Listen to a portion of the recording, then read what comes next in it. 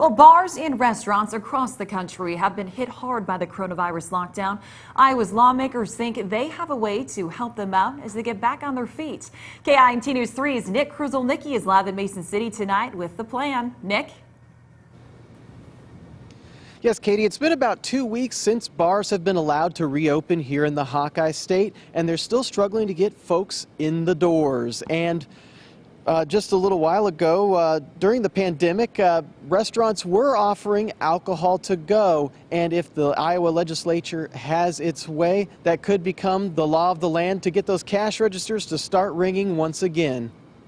We were actually required to close for the full time till about 2 weeks ago. There's no doubt Tammy RANSOM is thrilled to start pouring the brews once again, but she's even happier with lawmakers' decision to extend liquor to go. We are definitely in favor of it. RANSOM owns the oldest bar in Mason City, RANSOM's Please All. She thinks the bill would help level the playing field when it comes to competing with convenience and liquor stores.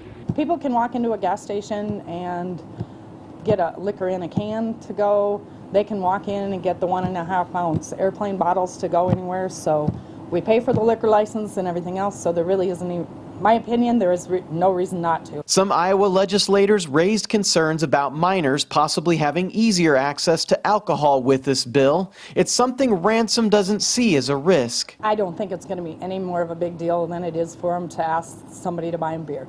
Around town, folks are weighing in on the new freedom. Maria Dykey thinks it could be a good moneymaker for bars as long as thirsty patrons know their limits.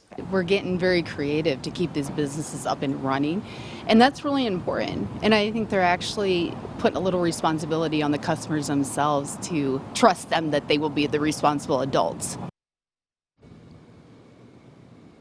Now, if the bill becomes a law, it will apply to more than just bottles and cans. You will also be able to take home mixed drinks in a sealed cup with a lid.